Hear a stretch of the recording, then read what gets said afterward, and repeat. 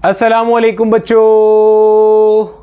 तो physical optics का lecture number 5 शुरू करने जा रहे हैं और आज का टॉपिक ऑफ डिस्कशन हमारा रहेगा यंग्स डबल स्लिट एक्सपेरिमेंट।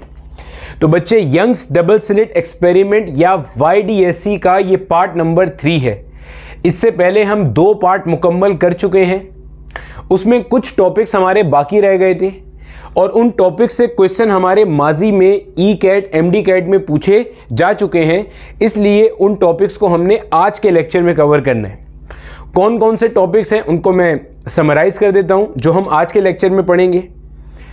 अगर आपके पास पॉलीक्रोमेटिक सोर्स ऑफ लाइट हो तो यंग्स डबल स्लिट एक्सपेरिमेंट किस तरह से होता है मैं आपको दिखाऊंगा। आपकी टेक्स्ट बुक के अंदर भी इसके क्वेश्चंस मौजूद हैं और पास पेपर में भी इससे रेलिवेंट क्वेश्चंस आए हुए हैं। Sir, polychromatic source of light क्या होती है, पहले ये तो डिफाइन करें।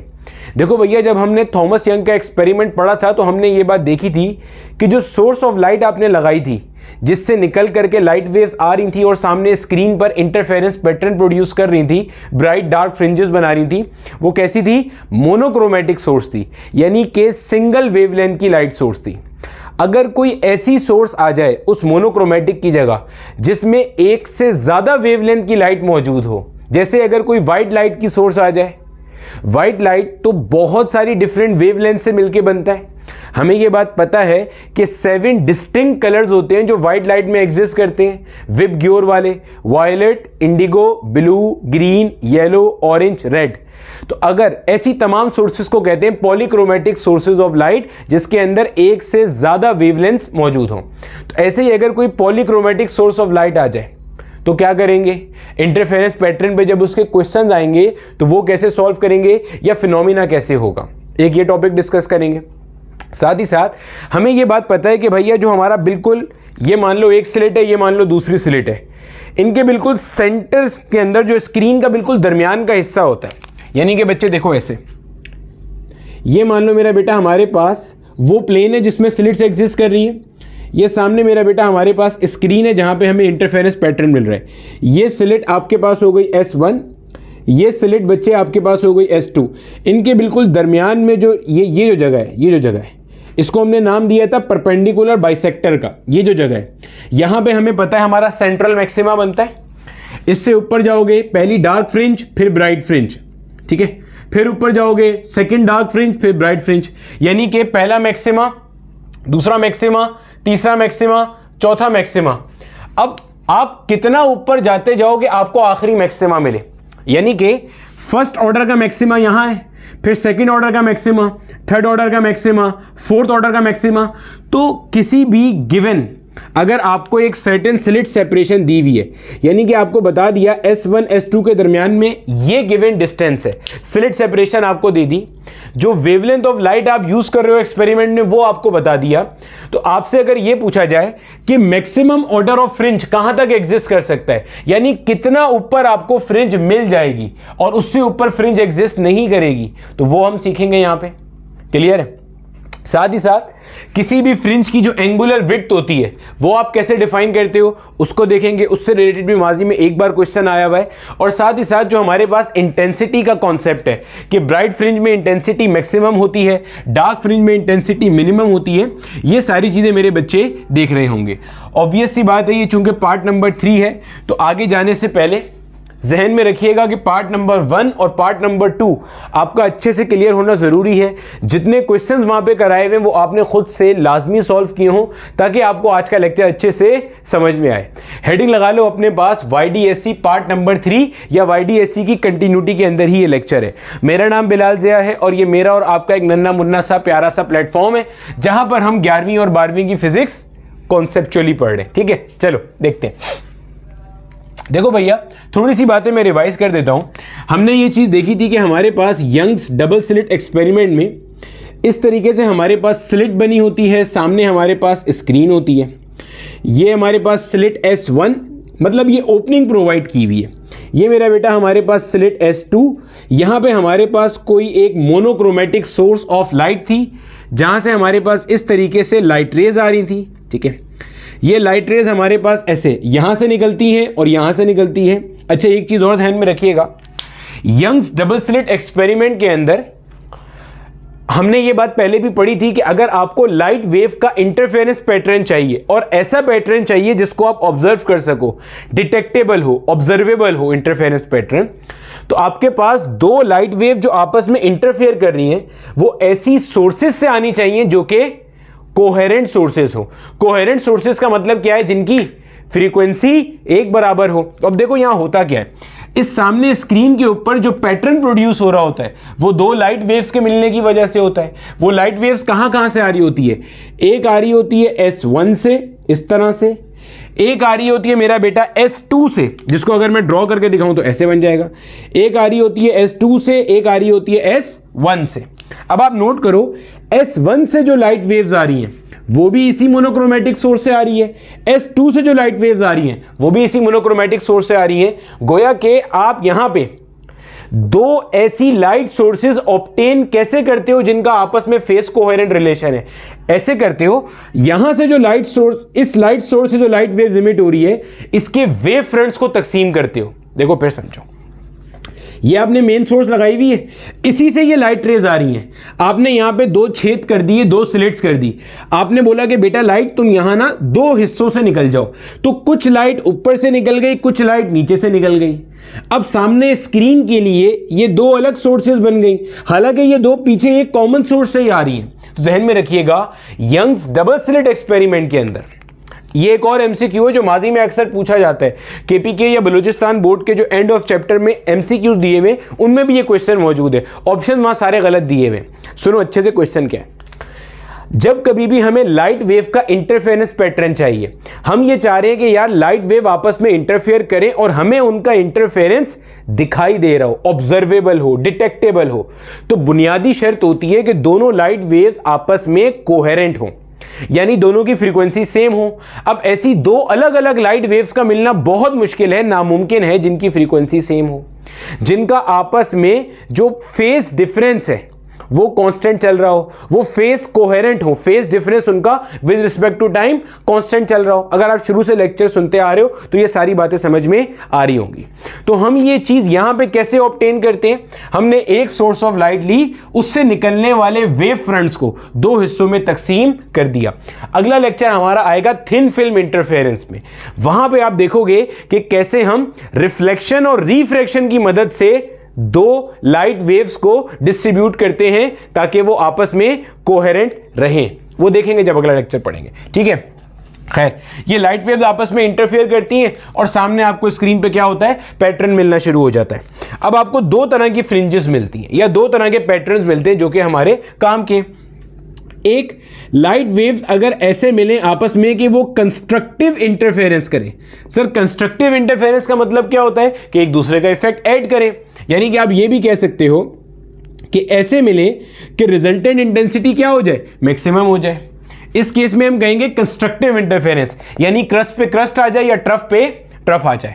या दूसरा केस ये होता है कि लाइट वेव्स, ये जो S1 S2 से, ये S1 और S2 से निकलने वाली जो लाइट वेव्स हैं ये आपस में ऐसे मिले कि ये डिस्ट्रक्टिव इंटरफेरेंस करें। सर डिस्ट्रक्टिव इंटरफेरेंस क्या होती है मेरे बच्चे? लाइट वेव्स का आपस में ऐसे मिलना कि ये एक दूसरे का इफेक्ट नलीफाई करने की कोशिश करें, काटने की कोशिश करें।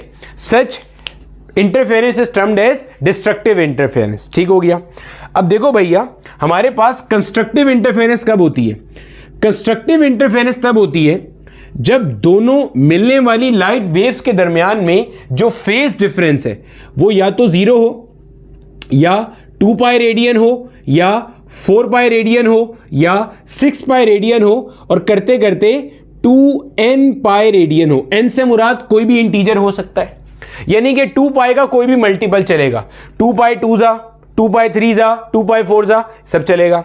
ये फेज डिफरेंस हो। या अगर आप यहीं से पार्ट डिफरेंस निकालोगे, आपको पता है फेज डिफरेंस होगा तो पार्ट डिफरेंस एग्जिस्ट करेगा, 2 pi by lambda into delta x के फॉर्मूले से आप निकाल सकते हो। तो पार्ट डिफरेंस क्या आएगा? या तो पार्ट डिफरेंस 0 हो, यानी कि किसी भी पॉइंट तक आने के लिए दोनों वेव्स एक बराबर फासला कवर कर रही हो, या पार्ट डिफरेंस हो 1 लैम्डा का, या पार्ट डिफरेंस हो 2 लैम्डा का, या 3 लैम्डा का, करते करते पार्ट डिफरेंस कितना हो? n टाइम्स ऑफ लैम्डा का। n क्या चीज है? कोई भी इंटीजर।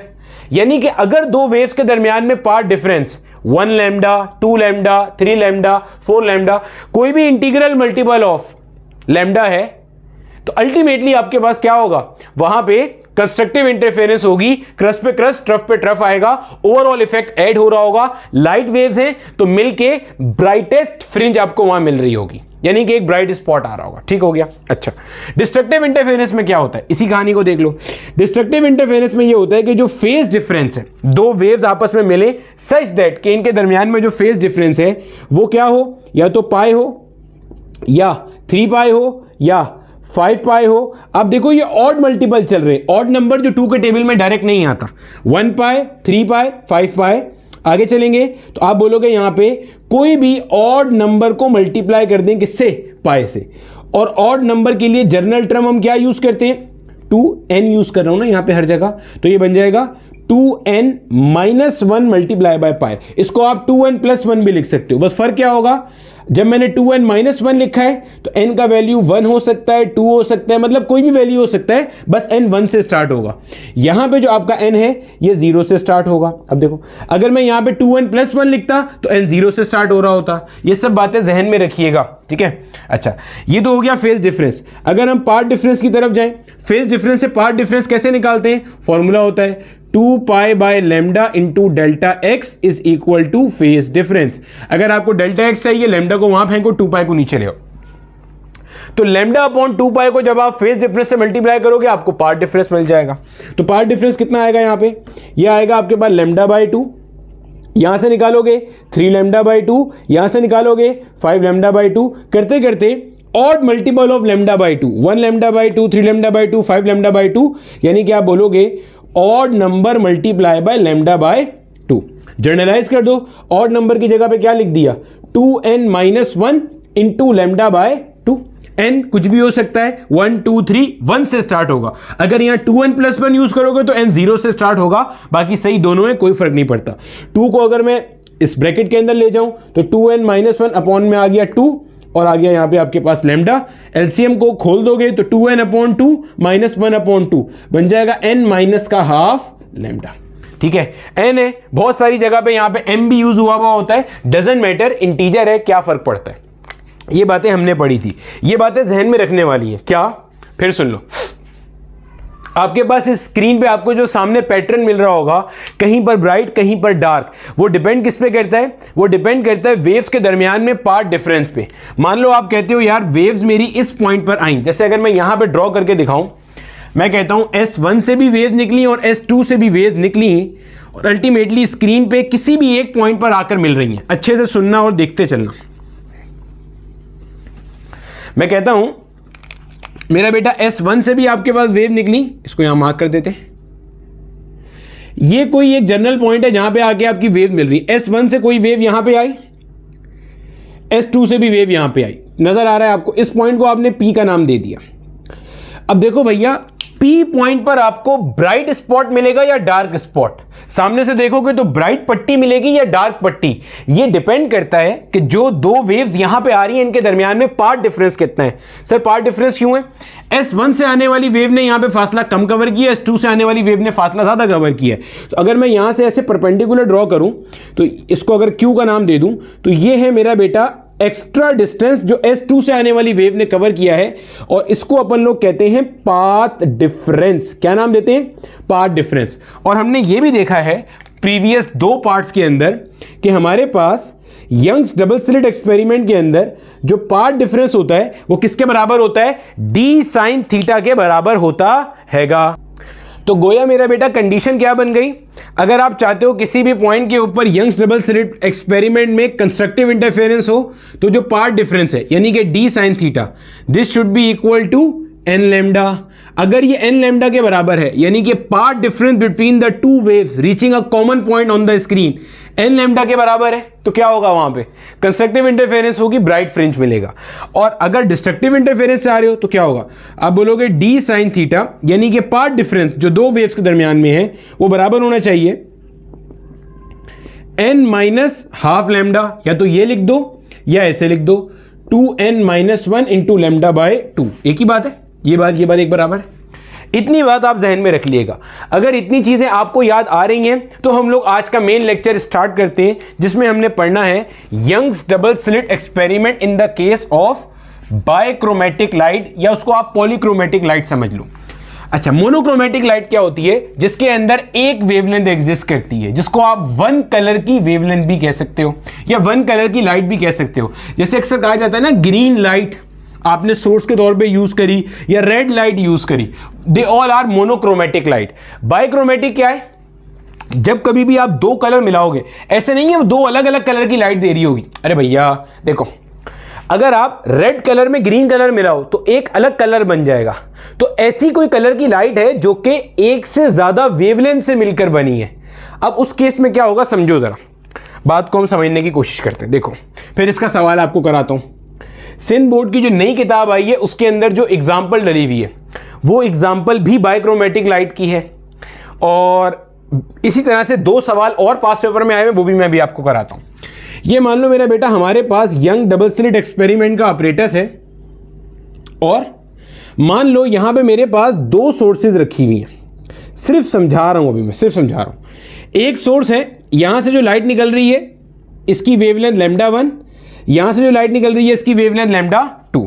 मैं दोनों लाइट को अलग अलग से ड्रॉ करता हूं। मान लो ये जो λ1 वाली लाइट है इसको मैंने रेड कलर के मार्कर से शो कर दिया।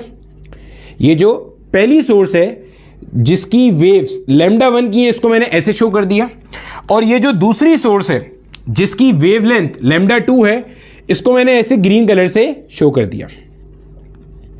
अब देखो मेरे बच्चे, होगा क्या? पॉलीक्रोमेटिक सोर्स ऑफ लाइट ये नहीं होती। फिर सुनो, मैं भी सिर्फ समझाने के लिए दो अलग सोर्सेज लगाई हैं कि पहली सोर्स ये भी मोनोक्रोमेटिक λ1 वेवलेंथ की लाइट इमिट कर रही है, ये भी मोनोक्रोमेटिक λ2 वेवलेंथ की लाइट इमिट कर रही है। एक्चुअल में जो पॉलीक्रोमेटिक या बायक्रोमेटिक सोर्स ऑफ लाइट होगी, बायक्रोमेटिक और पॉलीक्रोमेटिक में फर्क समझ लो।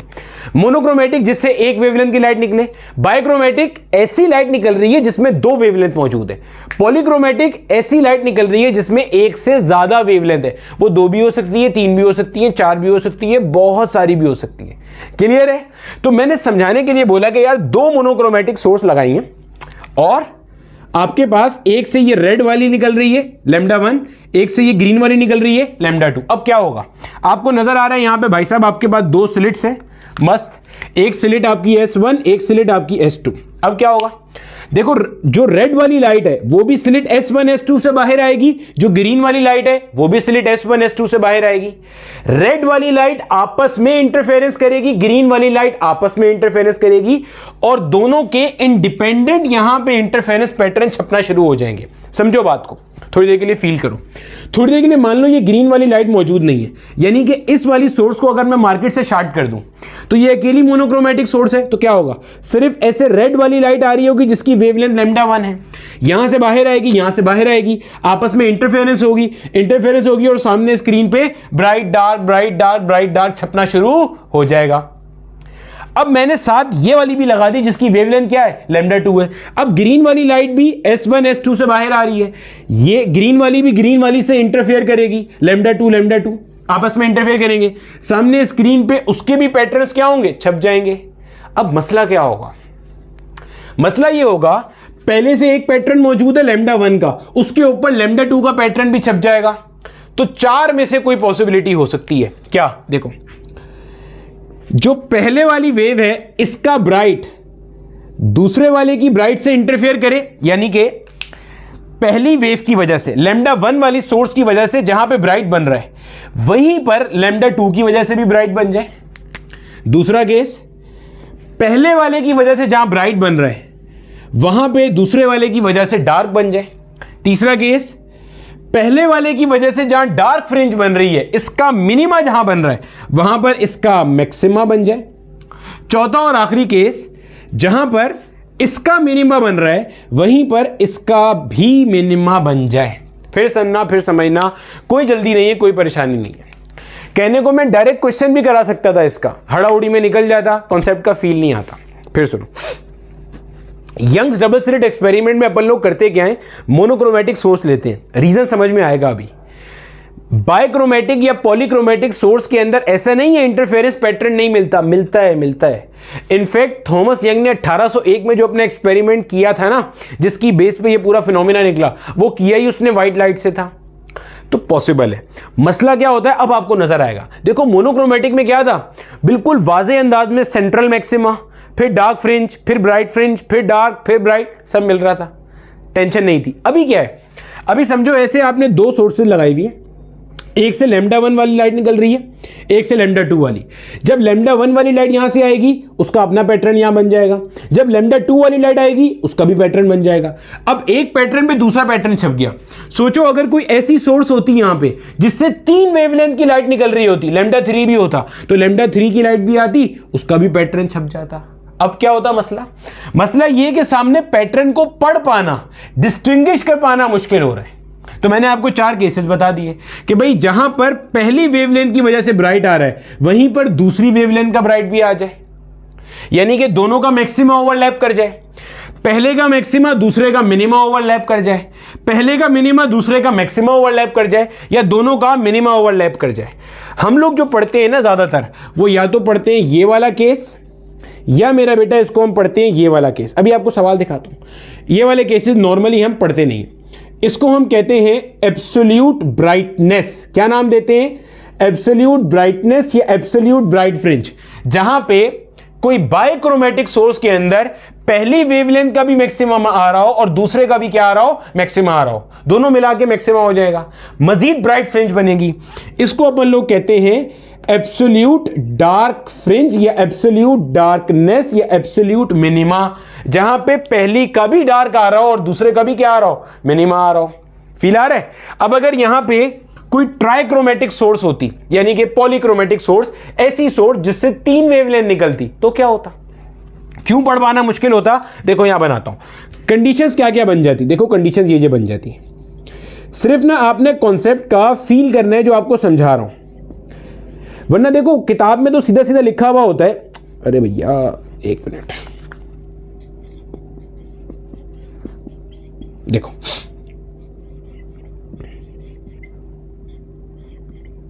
D2 D2 D2 B2 B2 B2 D2 D2 D2 B3 D3 B3 D3।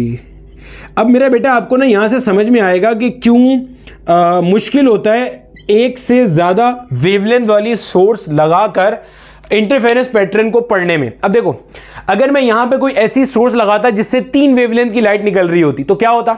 λ1 की लाइट जाती, अपना इंटरफेरेंस पैटर्न बनाती, λ2 की लाइट जाती, अपना पैटर्न बनाती, λ3 की लाइट जाती, अपना पैटर्न बनाती। अब उसमें से जो फ्रिंज आपको पढ़ने में आती वो देखो कौन सी होती, ये 16 डिफरेंट पॉसिबिलिटीज थी।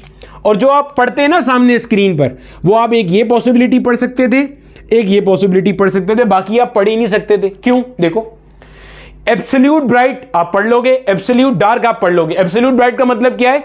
कोई ऐसा पॉइंट जहां पर तीनों वेवलेंथ का मैक्सिमा ओवरलैप कर रहा है, कोई ऐसा पॉइंट जहां पर तीनों वेवलेंथ का मिनिमा ओवरलैप कर रहा है। बीच के पॉइंट तो आप पढ़ ही नहीं सकते। क्यों नहीं पढ़ सकते भाई? 2 का ब्राइट है, 1 का डार्क है, ना वो बहुत ब्राइट होगा ना वो बहुत डार्क होगा। तो इससे क्या होगा? एक यूनिफॉर्म इल्यूजन बैठना शुरू हो जाएगा। आपके लिए फ्रिंजेस को डिस्टिंग्विश करना पॉसिबल नहीं रहेगा, कचरा बन जाएगा वहां पे। पॉइंट समझ में आ रहा है? इसलिए हम ये अवॉइड करते हैं कि एक से ज्यादा वेवलेंथ वाली सोर्स को ना यूज किया जाए। क्लियर हो गया? ये हमारे पास था। अब अज्यूम कर लो भाई यहां पे आपके पास एक ऐसी सोर्स लगी हुई है जो कि बायक्रोमेटिक सोर्स है। बायक्रोमेटिक मतलब जिसके बाद 2 वेवलेंथ है। मान ले एक वेवलेंथ λ1 है, एक वेवलेंथ λ2 है, और ऐसे मिला के वो लाइट दे रहे हैं। तो मैंने दोनों वेवलेंथ की अलग अलग लाइट यहां शो कर दी। आएगा जो एक वेवलेंथ है, लेट्स से λ1, उसका अपना इंटरफेरेंस पैटर्न, λ2 का अपना इंडिपेंडेंट इंटरफेरेंस पैटर्न। चूंकि स्क्रीन कॉमन है, एक के ऊपर ही दोनों नजर आ रहे होंगे, तो आपने ये वाले 2 चीजें जहन में रखनी है। तो ये हमारे पास था YDAC in the case of polychromatic light. अब इसका सवाल देखते हैं। अब मेरे बच्चे देखो आपके सामने मैंने 2 सवाल मेंशन किए हैं। इससे रिलेटेड एक सवाल सिंध बोर्ड ने अपनी नई किताब में भी डाला है और एक सवाल KPK बोर्ड के अंदर भी मौजूद है। वो दोनों सवाल आपको यहाँ लिखे हुए भी नजर आ रहे होंगे। पहले आपने ये सवाल समझने अच्छे से, कॉन्सेप्ट समझा चुका, सॉल्व करा के बता रहा हूँ। फिर आपने ये 2 सवाल खुद से अटेम्प्ट करने हैं जो आपके सामने स्क्रीन पे मैंने डिस्प्ले कराए हैंगे। देखो मेरा बेटा, पहला सवाल जो नम्स 2018 में पूछा गया कहता है बायक्रोमेटिक लाइट इज यूज्ड। अब आपके जहन में पूरा कॉन्सेप्ट है, एक बायक्रोमेटिक सोर्स लाइट यूज किया आपने YDSC के अंदर, जिसका वेवलेंथ 400 नैनोमीटर और 700 नैनोमीटर है। Find the minimum order of λ1 maxima that overlaps with minimum order of λ2 maxima. समझिएगा, कह रहा क्या है कि आपने एक बायक्रोमेटिक सोर्स लगाई और उसके पास दो वेवलेंथ की लाइट है, वो लाइट तो एक ही इमिट कर रहा है। देखो भाई फिर समझ लो, ऐसा नहीं है कि ये दो अलग अलग लाइट्स इमिट कर रहा है, ये लाइट एक ही इमिट कर रहा है, उसमें दो वेवलेंथ के कंपोनेंट्स मौजूद हैं। देखो भैया, अगर आप दो डिफरेंट वेवलेंथ की लाइट मिलाओगे तो एक लाइट बन जाएगी ना। तो जब वो लाइट निकलेगी तो आप यही बोलोगे ना, जैसे हमारा पास जो हमारा खून होता है, हमारा ब्लड होता है, उसके तो कंपोनेंट्स होते हैं ना, एटम है उसके भी तो कंपोनेंट्स हैं ना, प्रोटॉन, इलेक्ट्रॉन, न्यूट्रॉन। ऐसे ही ब्लड के भी तो कंपोनेंट होते हैं। क्लियर है? वैसे ही बायक्रोमेटिक सोर्स से लाइट निकल रही है, उसके कंपोनेंट्स दो वेवलेंथ हैं, λ1 λ2। कह रहे हैं λ1 का भी पैटर्न बन रहा है, λ2 का भी पैटर्न बन रहा है। आपने बताना है कम से कम λ1 वाले का कौन सा मैक्सिमा λ2 वाले के मैक्सिमा से कोइंसाइड कर रहा है, एक पॉइंट पे आ रहा है, ओवरलैप कर रहा है, ये बताना है आपने। ठीक है, find the minimum order. Minimum क्यों कह रहा है भाई? मिनिमम इसलिए कह रहा है कि लाजमी थोड़ी है कि स्क्रीन के ऊपर सिर्फ एक ही जगह पे मैक्सिमम ओवरलैप कर रहे हो सकता है शुरू में एक जगह ओवरलैप कर रहे हो, थोड़ा ऊपर जाके फिर ओवरलैप कर रहे हो, थोड़ा ऊपर जाके फिर ओवरलैप कर रहे हो। आपने मिनिमम बताना है कि सबसे पहला कौन सा मैक्सिमा λ1 का कौन से मैक्सिमा λ2 के साथ ओवरलैप कर रहा है। क्लियर हो गया? ये आपने बताना है। अब देखो, हमें पता है अगर आपको पोजीशन ऑफ ब्राइट फ्रिंज निकालनी हो तो पोजीशन ऑफ ब्राइट फ्रिंज निकालने का फॉर्मूला क्या होता है? m λL/d। अब बोलोगे सर ये तो हम तब यूज करते थे जब स्लिट सेपरेशन छोटा होता था डिस्टेंस फ्रॉम द स्क्रीन के मुकाबले में, या वेवलेंथ छोटी होती थी स्लिट सेपरेशन से। बिल्कुल ऐसे ही, आपकी बात सही है। मैंने साथ ये भी लिखवाया था 99.99% टाइम यही होगा। क्या सवाल में कहीं उसने ऐसा कोई हिंट दिया जिससे पता चले कि वेवलेंथ स्लिट सेपरेशन के बराबर है या y बहुत बड़ा है L के बराबर है? नहीं, तो फिर आप यूज कर सकते हो ये फॉर्मूला। ठीक है, अब इसने कहा क्या है? इसने कहा कि आपके पास मैक्सिमा दोनों वेवलेंथ की वजह से क्या कर रहा है? ओवरलैप कर रहा है। ओवरलैप करने का मतलब क्या होगा मेरे प्यारे बेटे, जरा समझना। ये मान लो आपके पास स्क्रीन है, ये आपके पास है सेंट्रल मैक्सिमा। सेंट्रल मैक्सिमा वो जगह होती है जहां पे आपके पास जीरोथ ऑर्डर की फ्रिंज बनती है, पता है ना ये बात। अब देखो, इससे जब आप ऊपर जाते हो, मान लो यहां कहीं पे थोड़ा डिस्टेंस आपने y ट्रेवल किया, तो y ट्रेवल करने के बाद यहां पे पॉइंट आता है जहां पे मैक्सिमा बन रहा है λ1 का। क्या बन रहा है यहां पे? मैक्सिमा λ1 का। सवाल की कंडीशन पढ़ो, सवाल कह रहा है find the minimum order of λ1 that overlaps with the minimum order of λ2। यानी कि जिस पॉइंट पे λ1 का मैक्सिमा बनेगा, क्या मैं कह सकता हूं इसी पॉइंट पे मैक्सिमा बनेगा λ2 का भी? बोल भाई हाँ या ना, ये बात समझ आई है? अरे भाई, जिस पॉइंट पे λ1 का मैक्सिमा आएगा उसी पॉइंट पे अगर λ2 का मैक्सिमा आएगा तभी तो ओवरलैप करेंगे। पहले का ब्राइट दूसरे के ब्राइट से ओवरलैप करेगा तो एब्सोल्यूट ब्राइट फ्रिंज बनेगी, एब्सोल्यूट ब्राइटनेस आएगी। तो गोया कि ये जो y है ये तो दोनों के लिए सेम हो जाएगा। नहीं समझ आया? अरे भैया देखो, सेंट्रल मैक्सिमा से आप ऊपर गए तो dark fringe, bright fringe, dark fringe, bright fringe. λ1 की बात कर रहा हूं, λ1 के लिए डार्क ब्राइट आते आते एक कोई ऐसा ब्राइट आ गया जहां पे इत्तेफाक से λ2 वाले का भी ब्राइट आ रहा है। तो भाई यहां से यहां तक ये जो y होता है, y क्या होता है? सेंट्रल मैक्सिमा से यहां तक का डिस्टेंस, यही होता है ना, वर्टिकल हाइट जो होती है यहां से यहां तक का फासला होता है। अब जितना y λ1 के लिए होगा मेरे भाई, उतना ही ये y λ2 वाली फ्रिंज के लिए भी होगा। क्यों सर? ओवरलैप कैसे करेंगे भाई? दोनों फ्रिंजेस सेंट्रल मैक्सिमा से एक जितने फासले पे होंगे तभी तो क्या करेंगे? ओवरलैप करेंगे। तो मैंने कहा y बराबर है। y का मतलब क्या है? जो आपने कहा ना, position of bright fringe due to λ1 is equal to position of bright fringe due to λ2, तभी तो ओवरलैप करेंगे। फॉर्मूला लिख दो, यहां लाके लिखा m λ1 L divided by d, इसको कर दिया आपने n λ2 divided by L into multiply by L into d. Sir यहां m लिखा, यहां n लिखा, क्यों? m शो करता है ऑर्डर ऑफ फ्रिंज को। m यहां पे शो कर रहा है λ1 का कौन सा ऑर्डर है? mth ऑर्डर की फ्रिंज यहां पे मौजूद है। n शो कर रहा है λ2 की यहां पे nth, n for knows, nth order की फ्रिंज यहां मौजूद है। लाजमी थोड़ी है दोनों की एक ही ऑर्डर की फ्रिंज हो यहां पे। समझ? अजान हो जाए फिर एक्सप्लेन करता हूं, कॉपी कर लो। अब देखो मेरे बच्चे, यहां से आप ऊपर गए, मान लो लैम्डा 1 के लिए पहली ब्राइट फ्रिंज आई, दूसरी ब्राइट फ्रिंज, तीसरी ब्राइट फ्रिंज, चौथी, पांचवी, छठी। मान लो यहां पे लैम्डा 1 के लिए 7वां मैक्सिमा आ रहा है या 7th ब्राइट फ्रिंज आ रही है, और लैम्डा 2 के लिए 1 2 3, मिसाल दे रहा हूं समझाने के लिए। मान लो यहां पे लैम्डा 2 की तीसरी ब्राइट फ्रिंज आ रही है और लैम्डा 1 की 7वीं आ रही है, तो दोनों का ऑर्डर तो अलग अलग होगा ना। आपने बताना यह है लैम्डा 1 का कौन सा ब्राइट फ्रिंज लैम्डा 2 के कौन से ब्राइट फ्रिंज के साथ ओवरलैप कर रहा है यार, ठीक है। आगे इसलिए इसको m दिया, उसको नाम n दिया। देखो l दोनों के लिए सेम क्यों है, स्लिट से स्क्रीन तक का फासला तो दोनों का एक बराबर है, और d दोनों की स्लिट सेपरेशन भी क्या है, एक बराबर है, क्योंकि बायक्रोमेटिक सोर्स है, एक ही जगह से ये दोनों लैम्डा 1 लैम्डा 2 वाली लाइट रेस इमिट हो रही है, ठीक है। अब क्या करना है, वैल्यू निकालनी है, तो ये बन जाएगा m divided by n will be equal to lambda 2 divided by lambda 1।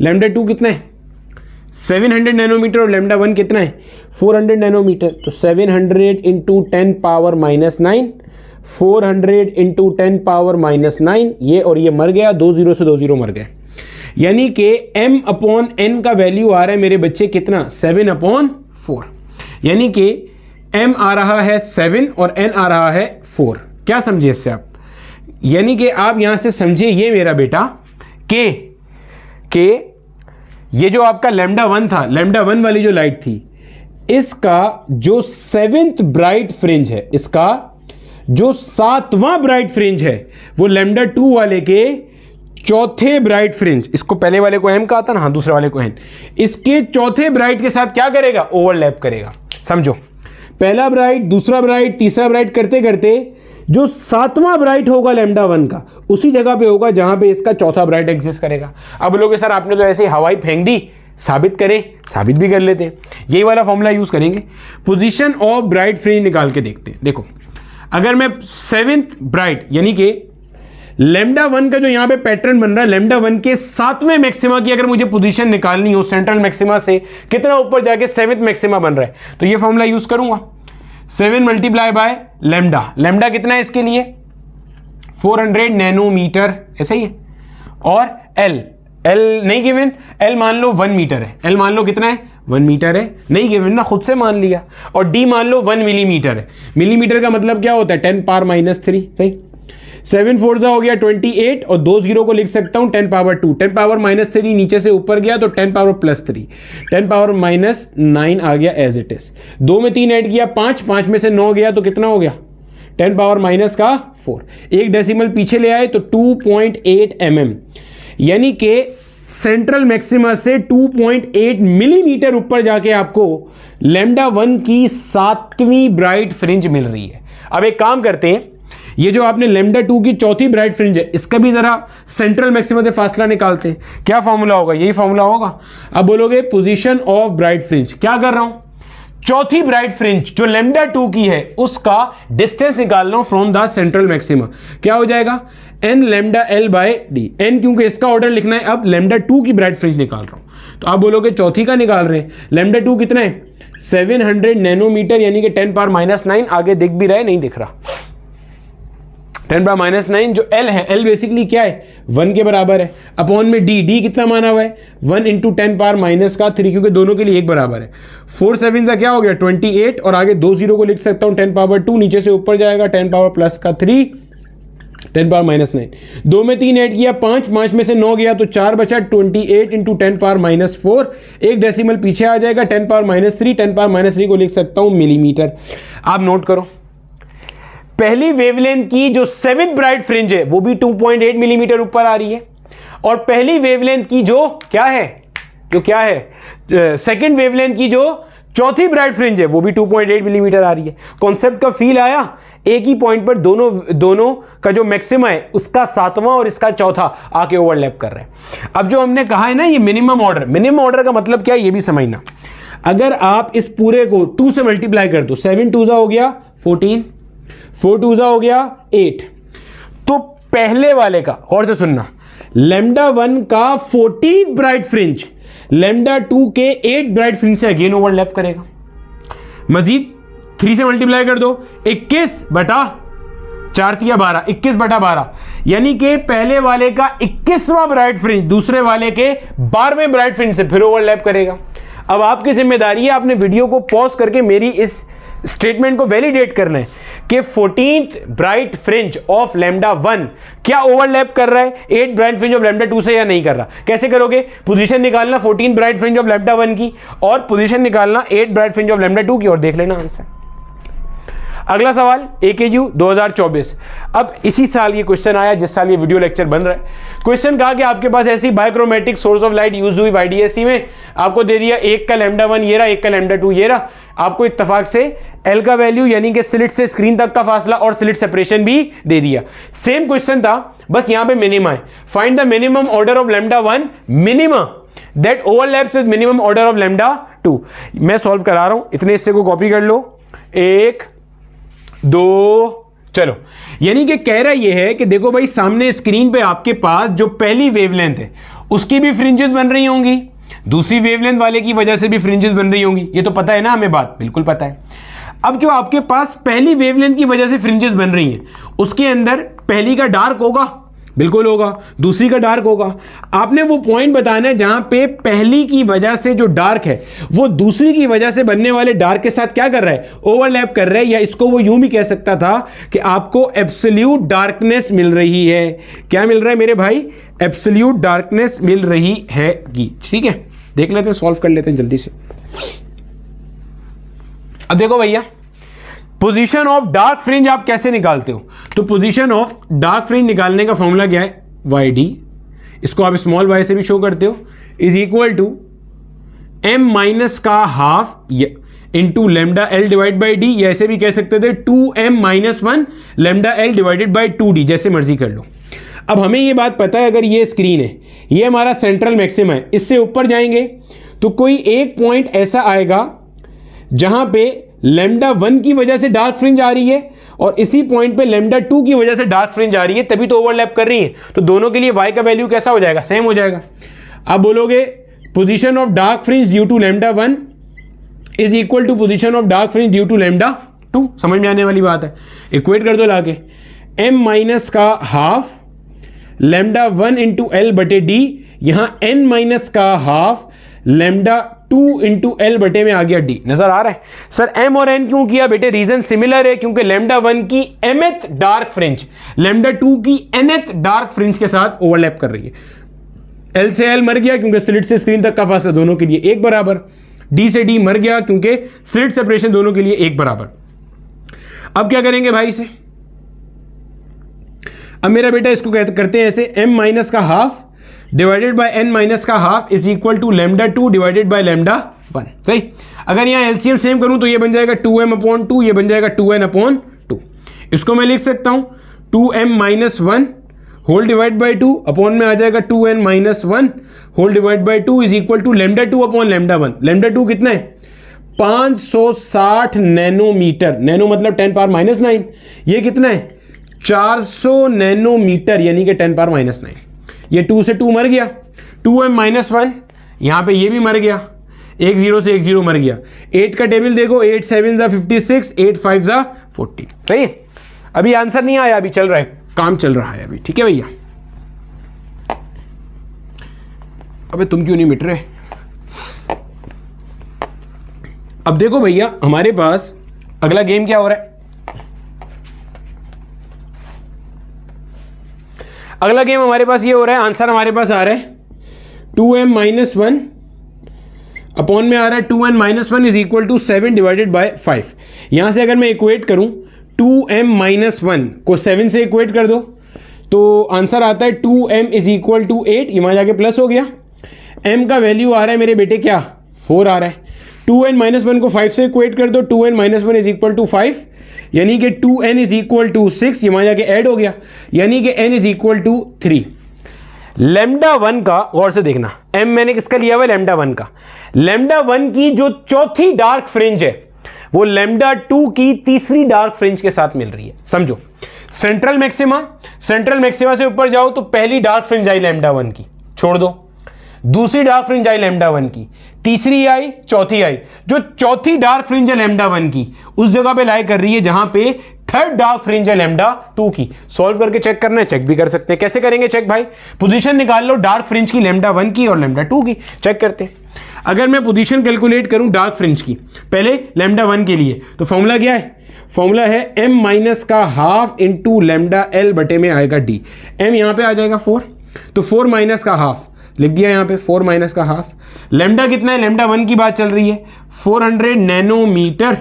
और आगे आपके पास L है 1 के बराबर, और D कितना है? 0.1। 0.1 को लिख सकते हैं 1 इंटू 10 पावर माइनस 1, और मिली का मतलब हो गया 10 पावर माइनस का 3।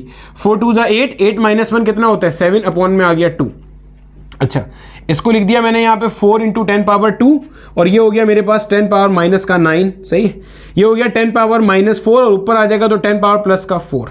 4 और 2 6, 6 में से जब 3 चला गया, 6 में से जब 3 चला गया तो ये 3 ही बच जाएगा। 2 और 4 6, 6 माइनस 9 माइनस का 3। ठीक है, 2 1 ज़ा 2 2 ज़ा 7 2 ज़ा क्या हो गया? 14। गोया के 14 mm आंसर आ रहा है। यानी कि ये जो आपके पास चौथी डार्क फ्रिंज है लैम्डा 1 के लिए, जो चौथी डार्क फ्रिंज है वो कितना ऊपर बन रही है? 14 मिलीमीटर ऊपर जाके बन रही है। सही। अब अगर मुझे तीसरी डार्क फ्रिंज की पोजीशन निकालनी हो सेंट्रल मैक्सिमा से फॉर लैम्डा 2, तो निकाल सकते हैं। तो आ जाओ भाई, n माइनस का हाफ लैम्डा l अपॉन में आ जाएगा d। n कितना है यहाँ पे? 3, क्योंकि थर्ड के लिए निकाल रहा हूं। 3 माइनस का हाफ, और लैम्डा कितना है? Lambda 560 nanometre. गोया के 560 इंटू 10 पावर माइनस 9। l कितना है? 1 अपॉन में आ गया 1 into 10 power minus 1 into 10 power minus 3। भाई ये समझ गए ना? 0.1 को लिखा 1 इंटू 10 पावर माइनस 1, और mm के लिए लिख दिया 10 पावर माइनस 3। सही हो गया। 3 2 ज़ा 6, 6 माइनस 1 5, 5 अपॉन 2, ये आ रहा है 5 अपॉन 2 इंटू 560, ये -1 -3 -4 जब ऊपर आएगा प्लस का 4, प्लस 4 में से -9 निकाल दिया तो माइनस का 5 बच गया यहाँ पे। ठीक हो गया, सिंप्लीफाई कर लो। 2 1 ज़ा और 2 2 28 ज़ा होता है 56। यहाँ पे बच गया मेरे पास 280। अब इसको अगर मैं फर्दर सॉल्व करने की तरफ जाऊँ, यहाँ पे थोड़ा सा मैं सॉल्व कर रहा हूँ, फर्दर सॉल्व करने की तरफ जाऊँ तो ये आ रहा है आपके पास 5 मल्टीप्लाई बाय 28 मल्टीप्लाई बाय 10, और यहां पे आ रहा है आपके पास 10 पावर माइनस का 5। ये हो गया आपके पास 10 पावर माइनस का 4। 28 को अगर मैं 5 से मल्टीप्लाई करूं तो 140 बनेगा। ये बनेगा 14 इंटू 10 पावर माइनस 3, क्योंकि यहां से 10 आ रहा है, एक 10 यहां से मर जाएगा, तो ये बन रहा है आपके पास 14 mm। यानी कि सेंट्रल मैक्सिमा से 14 मिलीमीटर ऊपर जाके आपके पास वो पॉइंट आता है जहां पे चौथी dark fringe due to lambda 1 will overlap with the third dark fringe of lambda 2। समझ आ गई बात की? कॉन्सेप्ट का फील आ गया? अब 2 सवाल आपके सामने आपको लिखे हुए नजर आ रहे हैं। एक केपीके या बलूचिस्तान बोर्ड के अंदर है, और दूसरा आपके पास सिंध बोर्ड के अंदर है। यहीं पे आपने वीडियो को पॉज करके ये सवाल अटेम्प्ट करने आगे चलते हैं और वाईडीएससी का एक्सपेरिमेंट वाइट लाइट की मदद से देखते हैं। अब देखो मेरे बच्चे, जब हम लोग वाईडीएससी का एक्सपेरिमेंट परफॉर्म करते हैं ना विद वाइट लाइट, अब देखो मेरा बेटा हमारे पास क्या होता है। सबसे पहले तो आप ये चीज़ अपने पास क्लियर कर लेना कि वाइट लाइट के अंदर हमारे पास 7 डिस्टिंक्ट कलर्स होते हैं, और उनकी वैरायटी ऑफ वेवलेंथ्स होती हैं। विप, ग्योर, ठीक है, violet, indigo, blue, green, yellow, orange और रेड। अपनी आसानी के लिए हम लोग मान लेते हैं कि जो वायलेट की वेवलेंथ है वो हमारे पास है 400 नैनोमीटर। 4000 एंगस्ट्रॉम भी कह सकते हो, या 400 नैनोमीटर भी कह सकते हो। और रेड की मेरा बेटा हमारे पास जो वेवलेंथ है वो है 800 नैनोमीटर। एक्चुअल वेवलेंथ इसकी जो है वो 740-750 नैनोमीटर के आसपास होती है, लेकिन मैंने चूंकि कुछ बात समझानी है तो मैंने इसलिए इसको तकरीबन कितना मान लिया, मैंने मान लिया इसको कि ये 800 नैनोमीटर के बराबर हैगी, ठीक है, अप्रॉक्सीमेटली। और ये भी तकरीबन 380 नैनोमीटर होता है, एक रफ आइडिया। और वाइट लाइट की जो वेवलेंथ की रेंज है ना वो यहाँ से यहाँ तक है। इस बात का मतलब क्या है मेरे भाई? इस बात का मतलब ये है कि अगर मैं यहाँ पे एक ऐसी सोर्स ऑफ लाइट लगाता हूँ जो कि वाइट लाइट इमिट कर रही है ऐसे करके, गोया इसके अंदर सारी की सारी वेवलेंथ एग्जिस्ट करेंगी 400 नैनोमीटर से लेके कहाँ तक, 800 नैनोमीटर तक। आगे मेरा बेटा मैंने वही प्लेन लगा दिया जिसके अंदर 2 स्लिट्स हैं, स्लिट S1 और स्लिट S2।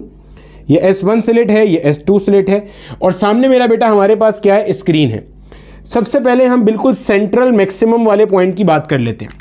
सेंट्रल मैक्सिमा पे क्या होगा, देखो समझो जरा। सेंट्रल मैक्सिमा से क्या मुराद है? बिल्कुल स्क्रीन के सेंटर वाला पॉइंट। देखो S1 से जितनी भी वेव्स आएंगी यहां पर, और S2 से जितनी भी वेव्स आएंगी यहां पे, क्या मैं कह सकता हूं दोनों एक बराबर फासला कवर करेंगी? समझो, आसानी के लिए मान लो कि व्हाइट लाइट के अंदर मान लो 10 डिफरेंट वेवलेंथ्स हैं। वैसे तो बहुत सारी होंगी सर, बहुत सारी क्यों होंगी? अरे मेरे भाई, व्हाइट लाइट जो मिलती है वो इन डिस्टिंक्ट कलर्स के मिलने से बनती है। वायलेट की वेवलेंथ है 400 नैनोमीटर, 402 नैनोमीटर पे जाओगे तो रहेगा वो वायलेट, लेकिन थोड़ा सा चेंज हो चुका होगा। 410 नैनोमीटर पे जाओगे तो रहेगा वायलेट, लेकिन थोड़ा चेंज हो चुका है। रेड कलर के अंदर ही 800 पे अगर मैं कहता हूं रेड है, तो 790 भी दिखने में रेड जैसा होगा, 780 भी दिखने में रेड जैसा होगा, लेकिन होगा अलग अलग। तो 400 नैनोमीटर से लेके 800 नैनोमीटर तक सारी वेवलेंथ व्हाइट लाइट में एग्जिस्ट कर रही हैं। तो मैंने आसानी के लिए मान लिया कि यार अज्यूम कर लो कि व्हाइट लाइट का मतलब कितनी डिफरेंट वेवलेंथ्स हैं? 10 डिफरेंट वेवलेंथ्स हैं। अगर आपने कभी देखना हो ना कि थोड़ा थोड़ा वेवलेंथ चेंज करने पे रेड कैसे रेड ही रहता है लेकिन दिखता अलग अलग है, आप किसी कॉस्मेटिक की दुकान पे जाना और उसको बोलना रेड कलर की लिपस्टिक्स दिखा दो, तो वो आपको इतनी सारी डिफरेंट लिपस्टिक्स दिखाएगा, वो सारी रेड की शेड्स के अंदर ही होगी। पॉइंट समझ में आ रहा है? तो थोड़ी थोड़ी वेवलेंथ चेंज करने पे शेड अलग अलग होता रहता है और कलर अलबत्ता आपको रेड ही दिखता है। ठीक है, तो बताने का मकसद ये था। तो व्हाइट लाइट में ये सारी यहां से लेके यहां तक की डिफरेंट वेवलेंथ्स है। आसानी के लिए मान लिया कि 10 डिफरेंट तरह की वेवलेंथ्स है। तो देखो λ1 की जो रे यहां पे आएगी और जो रे यहां पे आएगी, दोनों एक बराबर फासला कवर करेंगी। अरे भैया, S1 से पहली वेवलेंथ की जो रे यहां पहुंचेगी और जो वेव यहां पहुंचेगी, एक बराबर फासला। λ2 वेवलेंथ की जो वेव यहां से यहां आएगी और यहां से यहां आएगी, एक बराबर फासला। क्यों सर? क्योंकि ये बिल्कुल परपेंडिकुलर बाइसेक्टर है। तो S1 से यहां का डिस्टेंस और S1 से यहां का डिस्टेंस एक बराबर है। गोया मैं यहां पे कहूंगा यहां पर जितनी भी वेव्स आएंगी उन सब की ब्राइट फ्रिंजेस ओवरलैप करेंगी और यहां पे कंस्ट्रक्टिव इंटरफेरेंस होगी। नहीं समझे? फिर समझो भैया, ये जो सेंट्रल मैक्सिमा वाला पॉइंट है, यहां पे आपको कैसी फ्रिंज दिखेगी? White fringe. क्यों सर? अरे भैया, वायलेट लाइट जब यहां पहुंचेगी तो S1 से जो फासला कवर करके आएगी S2 से भी वही फासला। गोया पार्ट डिफरेंस 0, तो ब्राइट फ्रिंज आई वायलेट लाइट के लिए। इंडिगो भी उतनी फासला कवर करके आ गया, तो ब्राइट फ्रिंज आई इंडिगो के लिए भी। ब्लू भी उतना ही फासला कवर करके आ गया, तो ब्लू के लिए भी ब्राइट फ्रिंज आई। तो वायलेट भी यहीं बन रहा, इंडिगो भी यहीं बन रहा, ब्लू भी यहीं बन रहा, ग्रीन भी यहीं बन रहा, येलो, ऑरेंज, रेड, तो ब्राइट व्हाइट कलर की फ्रिंज बनेगी यहां पे।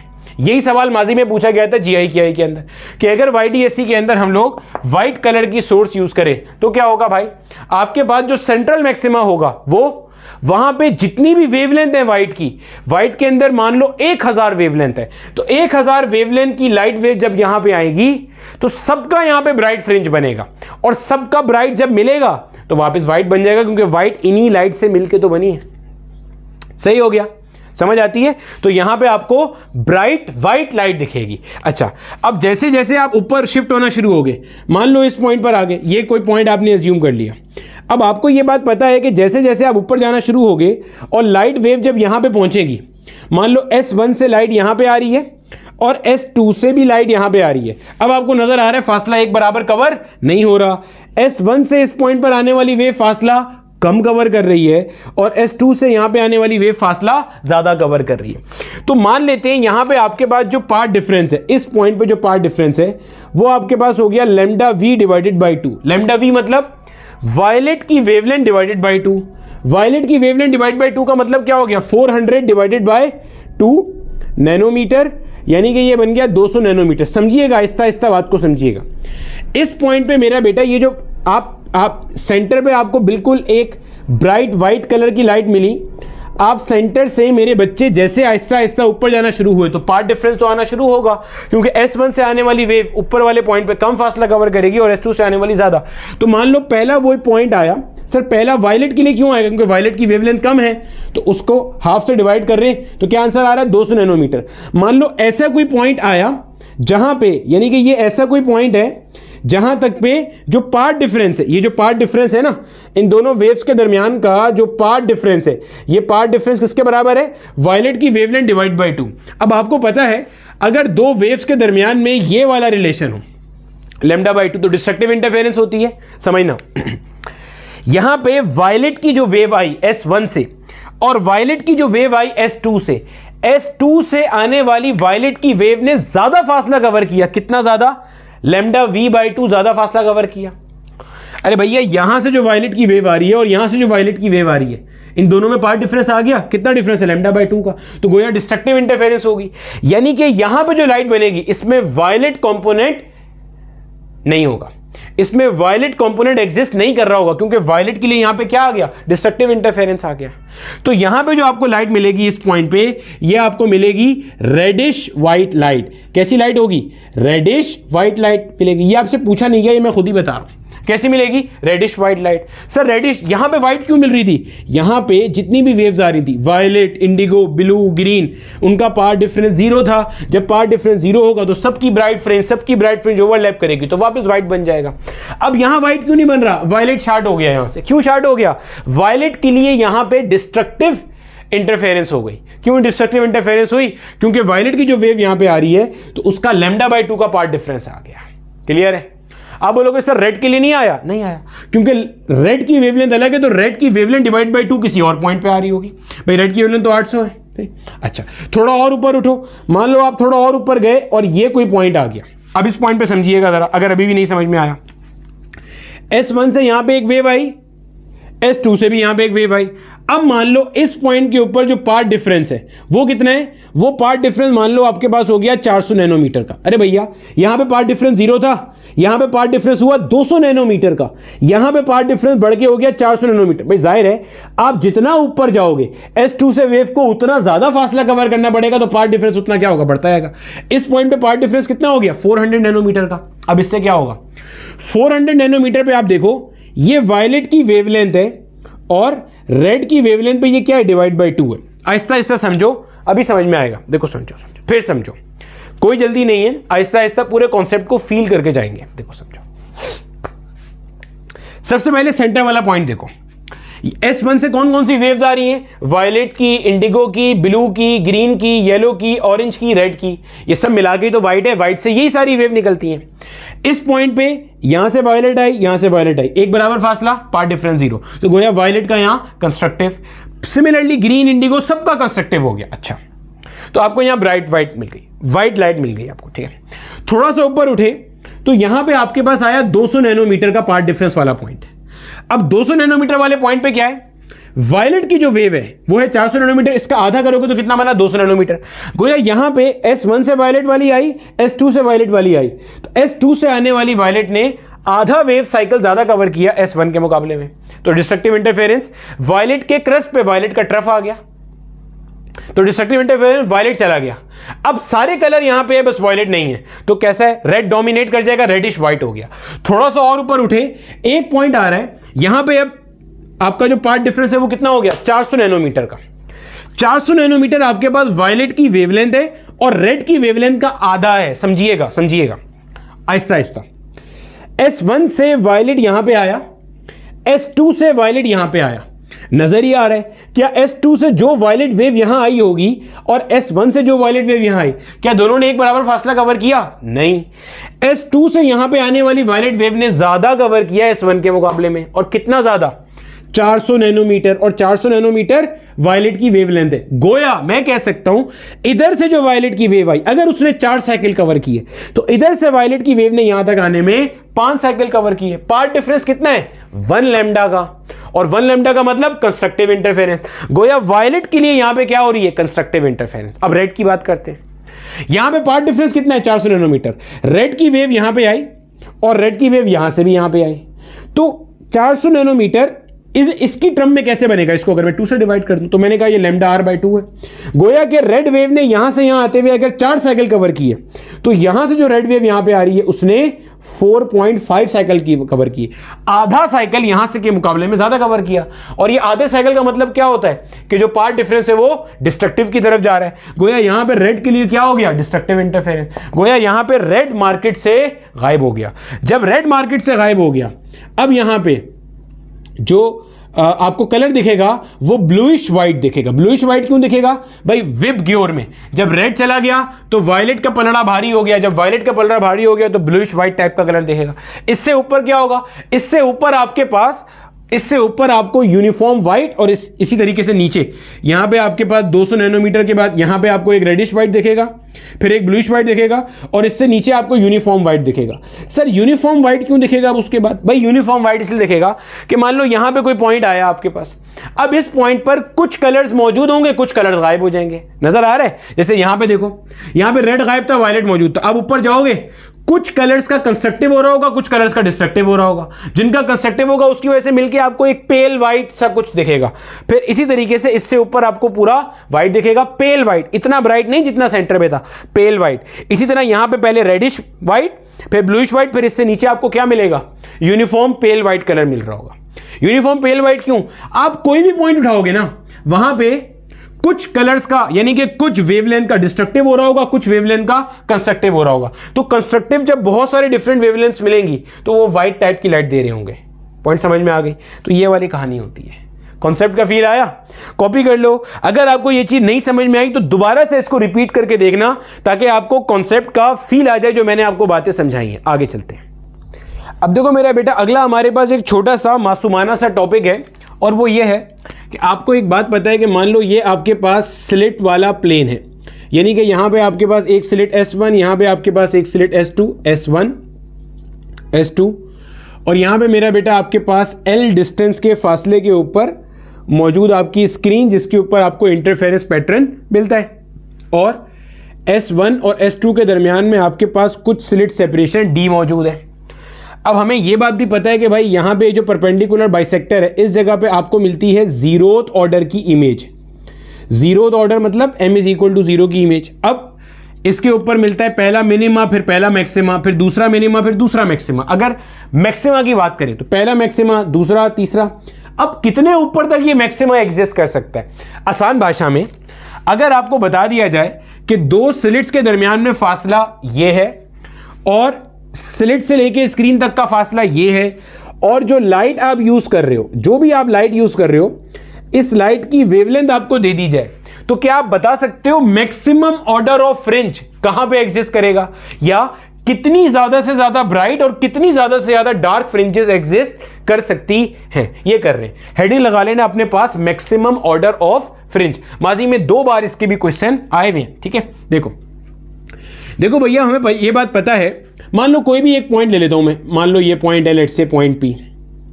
यहां से एक वेव यहां पे आई, यहां से एक वेव यहां पे आई। अब देखो भाई, इस पॉइंट के ऊपर ब्राइट बनेगा या डार्क, ये डिपेंड करता है कि जो पाथ डिफरेंस है डेल्टा एक्स, जिसको हमने कैलकुलेट किया था YDSE में d sin थीटा के बराबर था, ये कंस्ट्रक्टिव की कंडीशन को फॉलो कर रहा है या डिस्ट्रक्टिव की कंडीशन को फॉलो कर रहा है? अगर कंस्ट्रक्टिव की कंडीशन को फॉलो कर रहा है यानी कि मुझे मालूम करना है मैक्सिमम ऑर्डर ऑफ मैक्सिमा, यानी कि मैक्सिमम कितनी ब्राइट फ्रिंजेस एग्जिस्ट कर सकती हैं, समझना, ये मालूम करना है। तो इससे इक्वेट कर दूंगा m लैम्डा। अच्छा, अब देखो m है मेरा बेटा यहां पे ऑर्डर ऑफ फ्रिंज जिसका मुझे मैक्सिमम ऑर्डर मालूम करना है। यही तो मालूम करना है कि मैक्सिमम कितना ऑर्डर एग्जिस्ट कर सकता है। और हमें पता है कि ये वाला जो फॉर्मूला है ये हमेशा ट्रू है। जब आप वो कंडीशन लगाते हो ना कि थीटा स्मॉल है, लैम्डा बहुत बहुत छोटा है डी के मुकाबले में, कंडीशन लगाते हो ना, लैम्डा क्या है, बहुत बहुत छोटा है डी के मुकाबले में, तो साइन थीटा को टेंजेंट थीटा से रिप्लेस करते हो। यहां पे आता है आपके पास y/L, तो वो अप्रोक्सीमेशन है, उसके ऊपर हम काम नहीं कर रहे, हम यहीं से निकाल लेंगे। तो मुझे m की वैल्यू चाहिए। m की वैल्यू क्या आ जाएगी? d sine theta divided by lambda. अब सुनना, for given d and lambda, अगर d और लैम्डा आपको गिवन है, आपको नजर आ रहा है ऑर्डर ऑफ फ्रिंज किस पे डिपेंड कर रहा है? साइन थीटा पे डिपेंड कर रहा है। साइन थीटा ज्यादा होगा यानी जैसे जैसे आप थीटा का वैल्यू बढ़ाओगे तो साइन थीटा बढ़ेगा। भैया साइन 0 डिग्री 0 होता है, साइन 30 डिग्री 0.5 होता है, साइन 60 डिग्री √3/2 होता है, यानी कि वैल्यू क्या हो रही है? बढ़ती जा रही है। तो साइन 90 डिग्री 1 होता है। आपको ये बात पता है साइन थीटा बढ़ेगा तो एम भी क्या होगा? बढ़ेगा। अगर आपको मालूम करना है मैक्सिमम ऑर्डर कहां पे एग्जिस्ट करेगा, तो गोया मैं साइन थीटा की मैक्सिमम वैल्यू रख देता हूं, और साइन थीटा की मैक्सिमम वैल्यू कितनी होती है? +1 होती है। जब आप यहां पे लाके रखोगे तो आपको जो मैक्सिमम ऑर्डर निकालने को मिलता है वो यहां से मिलता है d/λ से। अगर आपसे कभी भी पूछा जाए कि मैक्सिमम कितनी ब्राइट फ्रिंजेस एग्जिस्ट करेंगी, या आसान भाषा में कितनी मैक्सिमम ऑर्डर पर ब्राइट फ्रिंज एग्जिस्ट कर सकती है, कितने मैक्सिमम ऑर्डर पर ब्राइट फ्रिंज हो सकती है, वो यहां से मिल जाएगा। कितने मैक्सिमम ऑर्डर पर ब्राइट फ्रिंज हो सकती है वो यहां से मिल जाएगा। सर ये ऐसे स्क्वायर ब्रैकेट क्यों लगा दिए? ताकि आप यहां से इंटीजर का वैल्यू पकड़ो। देखो डी क्या है? Slit separation. लैम्डा क्या है? Wavelength of light used. ठीक है, अच्छा डी को लैम्डा से डिवाइड करेंगे तो हो सकता है डेसिमल में आंसर आ रहा हो। आपने डेसिमल में नहीं करना, आपने इंटीजर लेना है, समझना। अगर इसको सॉल्व करने पे आंसर आ रहा है 2.33 तो आप लोगे 2, जो भी पीछे वाला नियरेस्ट इंटीजर है आप वो लोगे। सर आगे राउंड ऑफ नहीं करेंगे।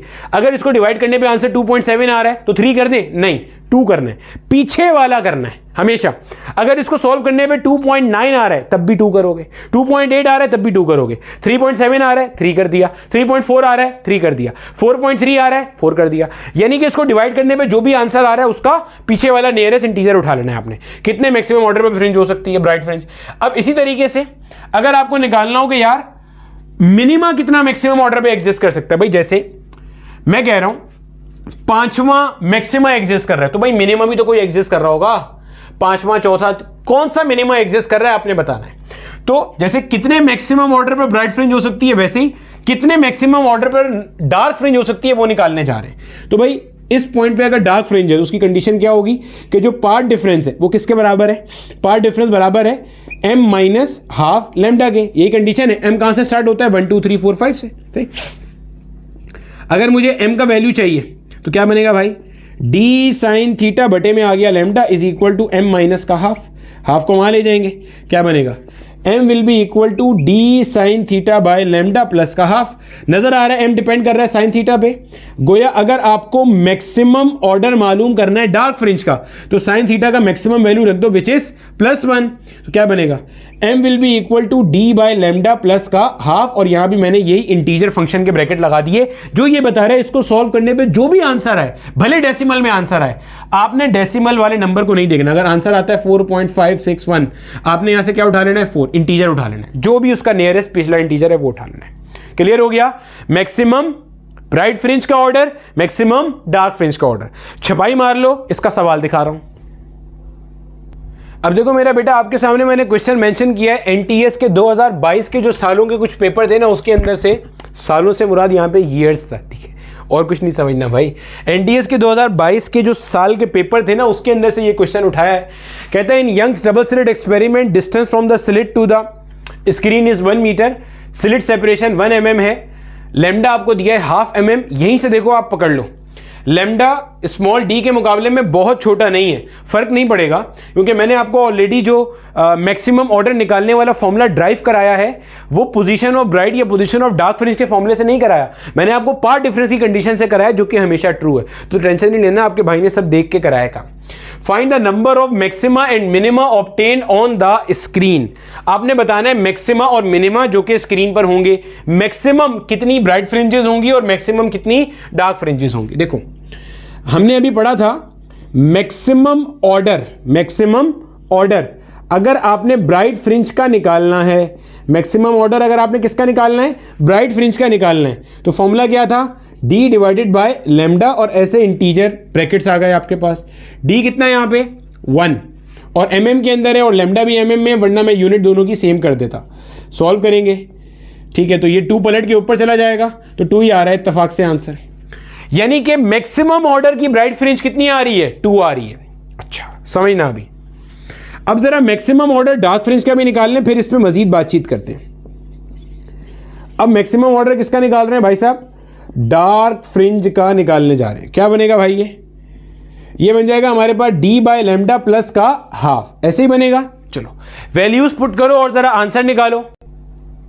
अब देखो मेरे बच्चे, जब मैं यहां पे वैल्यू पुट करूंगा d की जगह क्या आएगा? 1, लैम्डा की जगह पे क्या आ जाएगा? 1/2, और प्लस का 1/2 आ गया एज इट इज, ये ऐसे चल रहा है, ठीक है। ये ऊपर चला जाएगा तो ये बन जाएगा 2 प्लस का 0.5, और इंटीजर फंक्शन क्या बन गया? ये 2.5। मैंने क्या कहा था? डेसिमल के बाद जो भी कुछ है छोड़ देना, आपने सिर्फ ये इंटीजर लेना है। तो क्या आंसर आया इसका? 2। समझिएगा, यानी कि मैक्सिमम ऑर्डर ब्राइट फ्रिंज का 2 है, यानी कि फर्स्ट ब्राइट फ्रिंज या फर्स्ट ऑर्डर का मैक्सिमा, सेकंड ऑर्डर का मैक्सिमा। अगर मैं यहां ड्रॉ करूं, ये मान लो मेरा बेटा हमारी ये स्क्रीन पे यहां क्या होता है भाई? सेंट्रल मैक्सिमा, और सेंट्रल मैक्सिमा जो होता है सेंट्रल पॉइंट पे, यहां पे हमेशा क्या होता है, यहां पे मैक्सिमा होता है। ये बात समझ में आ रही है आपसे? अब बताना ये है आपने कितने मैक्सिमा और कितने मिनिमा बनेंगे। ये मत बोल देना 2 मैक्सिमा 2 मिनिमा बनेंगे, गलत हो जाएगा। अभी समझो जरा, अभी नजर आ रहा है, ठीक है? देखो ये आपका जो सेंट्रल स्पॉट होता है, सेंट्रल पे हमेशा क्या बनता है, मैक्सिमा बनता है। और इसने कहा सेंटर से ऊपर मैक्सिमम ऑर्डर कहां तक जाएगा, सेकंड ऑर्डर तक जाएगा। यानी कि ये हो गया आपका फर्स्ट ऑर्डर मैक्सिमा, ये हो गया आपके पास सेकंड ऑर्डर मैक्सिमा। आपको ये बात पता है सेंट्रल मैक्सिमा के ऊपर जो कुछ होता है नीचे भी वही कुछ छप जाता है। तो इसी तरह यहां पे एक मैक्सिमा नीचे होगा, यहां पे एक मैक्सिमा नीचे होगा। तो कुल मिला के आपको स्क्रीन पे कितने मैक्सिमा नजर आ रहे हैं? 1 2 3 4 5। मैक्सिमा की तादाद कितनी हो गई? 5। सर कैसे? आपने तो कहा था ऑर्डर सेकंड है। अरे भैया ऑर्डर सेकंड है, ऑर्डर का मतलब क्या है? मैक्सिमम कौन से ऑर्डर का मैक्सिमा मिलेगा? First order, second order, third order, fourth order. Maximum कहां तक के ऑर्डर का मिलेगा? तो भैया मैक्सिमम सेकंड ऑर्डर तक का मिलेगा। तो भाई सेंट्रल पॉइंट पे भी तो मैक्सिमा होता है, और जो 2 ऊपर बनेंगे वो 2 नीचे भी बनेंगे। तो 2 और 2 4 और 1 5। अगर मैक्सिमम ऑर्डर 3 आता मिसाल के तौर पे, तो 3 3 6 1 7 बनते। तो फॉर्मूला क्या बना? अगर आपको कभी भी नंबर ऑफ मैक्सिमा कैलकुलेट करने बोला जाए, नंबर ऑफ मैक्सिमा का फॉर्मूला क्या बना? 2 multiply by maximum order plus 1। ये प्लस 1 कौन सा है? जो सेंट्रल मैक्सिमा है। 2 से मल्टीप्लाई क्यों किया? जितने ऊपर होंगे उतने ही नीचे होंगे। अगर ऊपर 2 हैं नीचे 2 होंगे, इसलिए 2 से मल्टीप्लाई कर दिया। सही है। अब आ जाते हैं नंबर ऑफ मिनिमा की तरफ भाई। नंबर ऑफ मिनिमा, इसका आंसर क्या हो गया? मैक्सिमा कितने बने भाई? 2 2 4 1 5 मैक्सिमा बने। अब मिनिमा भी देख लेते हैं जरा। देखो सेंट्रल पॉइंट पे तो कोई मिनिमा होगा नहीं। सेंटर से ऊपर जैसे ही आप चलोगे तो यहां पे आपको मिलेगा एक मिनिमा। किसने बोला? सेंटर से ऊपर मैक्सिमम क्या ऑर्डर है मिनिमा का? 2 ऑर्डर है। तो पहला मिनिमा, इससे ऊपर जाओगे यहां पे दूसरा मिनिमा। तो जितने ऊपर होंगे उतने ही नीचे भी होंगे। तो 2 ऊपर 2 नीचे, कुल मिला के कितने मिनिमा हो गए आपके पास? 4 मिनिमा हो गए। तो नंबर ऑफ मिनिमा निकालने का फॉर्मूला क्या है? 2 इंटू एन मैक्स। जो भी ब्राइट फ्रिंज का मैक्सिमा ऑर्डर आया उसको 2 से मल्टीप्लाई करो, 1 ऐड करो, मिल गए नंबर ऑफ मैक्सिमा। जो भी डार्क फ्रिंज का मैक्सिमम ऑर्डर आया उसको 2 से मल्टीप्लाई करो, आपको डायरेक्ट मिल जाएंगे मिनिमा की तादाद। के स्क्रीन पे मैक्सिमम मिनिमा या मैक्सिमम मैक्सिमा कितने होंगे? कॉन्सेप्ट का फील आया? छाप लो जल्दी। अच्छा, एक यहां पे काम आपने और करना है। अगर आपने दोनों पार्ट तरीके से देखे हुए हैं तो आपने वीडियो को पॉज करना है, और वीडियो को पॉज करके जो फर्स्ट ऑर्डर मैक्सिमा है उसकी पोजीशन निकालनी है। यह चीज ध्यान में रखना, फर्स्ट ऑर्डर मैक्सिमा और फर्स्ट ऑर्डर मिनिमा दोनों की निकालना। पोजीशन निकालने के लिए m lambda l divided by d इसके लिए, और m minus half lambda l divided by d इसके लिए यूज मत करना। क्यों? ये फॉर्मूला तब यूज होता था जब लैम्डा बहुत छोटा हो d से, अभी ऐसा नहीं है। तो इसके लिए क्या करेंगे? m lambda is equal to d sine theta, और m minus half lambda is equal to d sine theta, और साइन थीटा की जगह पे डालेंगे y upon under root L square plus Y square, जैसा मैंने आपको लास्ट लेक्चर में सिखाया था। आंसर लाजमी कमेंट करना है इसका। यह सवाल पूछा गया था NTS 2022 में। अब देखो मेरा बेटा, इंटेंसिटी का थोड़ा सा बेसिक कॉन्सेप्ट मैं रिवाइज करा दूं। मान लो बच्चे, यहां पे अगर मेरे पास कोई एक सोर्स S1 है, और यहां से मेरे पास एक कोई वेव Y1 निकल के इस पॉइंट पर आ रही है, और यहां पे मेरे पास एक कोई सोर्स S2 है, और यहां से मेरे पास एक कोई वेव Y2 निकलकर इस पॉइंट पर आ रही है, और इस पॉइंट पे हो रहा है वेव्स का इंटरफेरेंस। तो हमें यह बात पता है कि अगर पहली वाली जो वेव है इसकी इंटेंसिटी I1 है और दूसरी वाली वेव की इंटेंसिटी I2 है, तो इस पॉइंट पे जो मेरी रिजल्टेंट वेव बनेगी उसकी इंटेंसिटी का फॉर्मूला ये हमने ड्राइव किया था लेक्चर नंबर 2 में। वेव इंटरफेरेंस के टॉपिक में वो था I1 plus I2 plus 2 under root I1 into I2 into cos of delta phi. और डेल्टा फाई इसके अंदर क्या होता है? हमारे पास फेज डिफरेंस होता है between y1 and between y2, और ये phase difference with respect to time constant चल रहा होता है। अपन लोगों को ये बात अच्छे से पता है। अब क्या करें भाई, ये हमारे पास आ गया फॉर्मूला। अब हमें ये बात पता है जहां जहां पे कंस्ट्रक्टिव इंटरफेरेंस होती है वहां पे हमारे पास कॉस डेल्टा फाई का जो वैल्यू होता है वो कितना होता है? +1, क्योंकि फेज डिफरेंस या तो 0 होता है या 2 पाई या 4 पाई या 6 पाई, यानी कि 2n पाई होता है। तो कॉस डेल्टा फाई 1 बन जाता है, और रिजल्टेंट इंटेंसिटी आपके पास क्या हो जाती है? मैक्सिमम हो जाती है। इस रिजल्टेंट इंटेंसिटी का फॉर्मूला आप निकाल सकते हो। कॉस डेल्टा फाई की जगह 1 डालोगे, इसको सिंप्लीफाई करोगे तो आपके पास जो रिजल्टेंट इंटेंसिटी का फॉर्मूला बनेगा वो कुछ ऐसा बनता है, under root I1 plus under root I2 का होल स्क्वायर। कैसे भाई, ये 1 हो जाएगा, इसको आप लिखोगे अंडर रूट I1 का whole square under root I2 का whole square plus 2 under root I1 into under root I2, a plus B के होल स्क्वायर में इसको बंद करोगे, ये चीज बन जाएगी। ये सब चीज मैंने लेक्चर नंबर 2 में मेरे बच्चे सिखाई हुई है, अभी इसके सवालात करने। अब इसी तरीके से जो मेरा बेटा आपके पास डिस्ट्रक्टिव इंटरफेरेंस होती है, डिस्ट्रक्टिव इंटरफेरेंस जहां जहां भी होती है, अगर इस पॉइंट पे हो रही है, किसी भी पॉइंट पे हो रही है, तो वहां पे कॉस डेल्टा फाई का वैल्यू क्या बन जाएगा, -1, इसलिए कि आपके पास फेज डिफरेंस या तो पाई होगा या 3 पाई या 5 पाई या 7 पाई, यानी कि ऑड मल्टीपल ऑफ पाई चल रहा होगा। और आपके पास जो रिजल्टेंट इंटेंसिटी होती है इस पॉइंट पे वो क्या होती है, मिनिमम होती है। सही। अब रिजल्टेंट इंटेंसिटी का अगर आप फॉर्मूला देखोगे तो ये बन जाएगा under root I1 minus under root I2 का होल स्क्वायर। और अगर मेरा बेटा जो आपने वेव्स यूज की थी दोनों की इंटेंसिटी एक बराबर थी, यानी कि मैंने अभी इसकी इंटेंसिटी I1 मानी हुई है, इसकी इंटेंसिटी I2 मानी हुई है, अगर मैं थोड़ी देर के लिए मान लूं कि I1 और I2 का वैल्यू आपस में बराबर है और लेट से ये वैल्यू I के बराबर है, तो under root I plus under root I करोगे तो ये क्या बन जाएगा, समझिएगा, ये बन जाएगा 2 अंडर रूट I और ऊपर आ जाएगा होल स्क्वायर, समझिएगा। और मेरे बच्चे स्क्वायर यहां पे भी आएगा, यहां पे भी आएगा, तो 2 का स्क्वायर हो गया 4, स्क्वायर यहां पे उतरेगा तो रूट को मार देगा, ये बन गया I, गोया के 4I। ऐसा ऐसा समझो। अब यहां पे भी देखो, अगर मैं कहता हूं कि भाई जो दो वेव्स आपस में इंटरफेयर कर रही हैं उनकी इंटेंसिटी एक बराबर है, उनकी इंटेंसिटी एक बराबर है, तो यहां पे क्या हो जाएगा, I1 की जगह पे भी I आएगा, under root I minus I2 की भी जगह भी I आएगा, और ऊपर क्या आ जाएगा, स्क्वायर आ जाएगा। माइनस कर दोगे तो ये क्या बन जाएगा, 0, 0 का स्क्वायर भी क्या होता है, 0। समझिएगा, अगर दो वेव्स आपस में इंटरफेयर कर रही हैं और उनकी इंटेंसिटी सेम है, तो जहां पे कंस्ट्रक्टिव इंटरफेरेंस होगी वहां पे रिजल्टेंट इंटेंसिटी क्या होगी, 4I। जहां डिस्ट्रक्टिव इंटरफेरेंस होगी वहां पे रिजल्टेंट इंटेंसिटी क्या होगी, 0। और इसी वजह से आप कहते हो कि जहां कंस्ट्रक्टिव इंटरफेरेंस होगी वहां पे एक ब्राइट फ्रिंज बनेगी, एक चमकदार पट्टी बनेगी, और जहां पे डिस्ट्रक्टिव इंटरफेरेंस होगी वहां पे एक डार्क फ्रिंज बनेगी या डार्कनेस होगी, क्योंकि नेट इंटेंसिटी वहां पे क्या आ रही होगी, 0। और अगर आपको कोई और फेज डिफरेंस दे दिया जाए, कोई और फेज डिफरेंस दे दिया जाए, तो अल्टीमेटली आपके पास फिर इस फॉर्मूले से आप नेट इंटेंसिटी कैलकुलेट कर सकते हो। अब एक मैं आपको ग्राफ बना के दिखा रहा हूं, जो हमारे पास यंग डबल स्लिट एक्सपेरिमेंट होता है उसके अंदर भी हमारे पास जो सामने इंटरफेरेंस पैटर्न है वो बेसिकली क्या है, इंटेंसिटी वेरिएशन ही तो है। कैसे सर, समझो समझो। यहां आपने एक मोनोक्रोमेटिक सोर्स ऑफ लाइट लगाई हुई है, अब तो फील हो गया होगा ना मोनोक्रोमेटिक सोर्स ऑफ लाइट अपन लोग यूज क्यों करते हैं। सामने आपके पास सेंट्रल मैक्सिमा मिल रहा है, कंस्ट्रक्टिव इंटरफेरेंस यानी कि मैक्सिमम इंटेंसिटी, ऊपर गए डिस्ट्रक्टिव इंटरफेरेंस यानी कि मिनिमम इंटेंसिटी, फिर मैक्सिमम, फिर मिनिमम।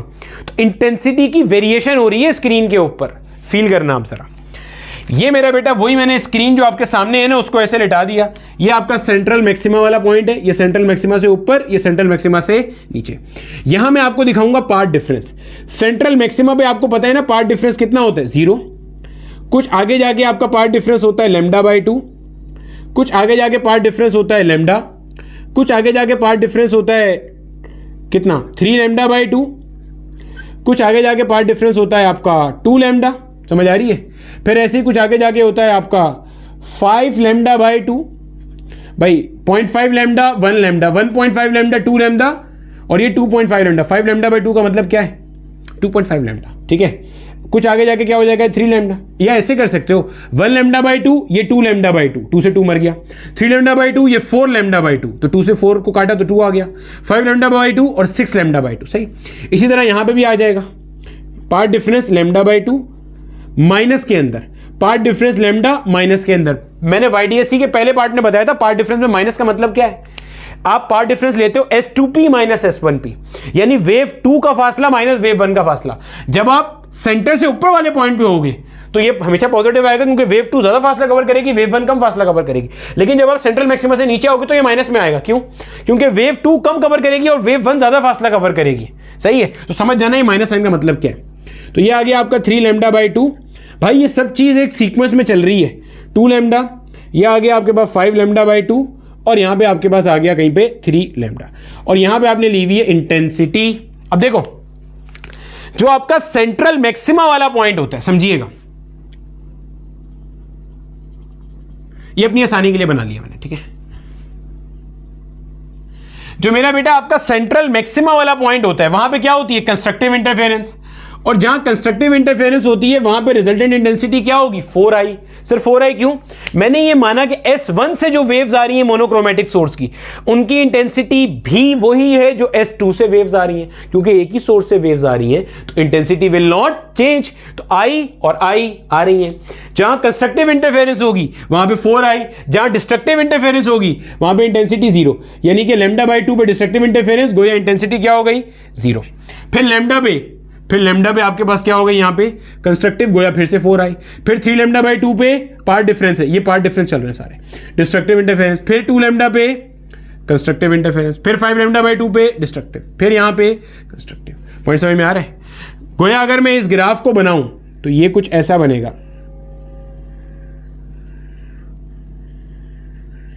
बोलो भैया कॉन्सेप्ट का फील आ रहा है? इंटेंसिटी वर्सेस पार्ट डिफरेंस का ग्राफ।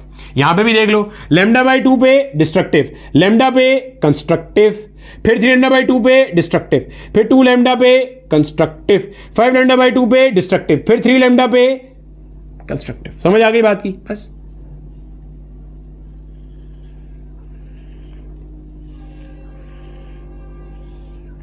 ये हमारे पास बन गया इंटेंसिटी वर्सेस पार्ट डिफरेंस का ग्राफ। तो मैंने भी तो आपको यही बताया था, स्क्रीन पे आपको क्या मिलती है, इंटेंसिटी वेरिएशन। सेंट्रल मैक्सिमा से जैसे जैसे पार्ट डिफरेंस बढ़ना शुरू हुआ, इंटेंसिटी मरना शुरू हो गई, λ/2 पे 0 हो गई। फिर λ/2 से λ पे जा रहे हैं तो इंटेंसिटी क्या हो रही है, बढ़ती चली जा रही है। फील आ रहा है? इंटेंसिटी वर्सेस पार्ट डिफरेंस का ग्राफ। छाप लो इतना हिस्सा, एक दो सवाल इसके भी देखते हैं and then we are done.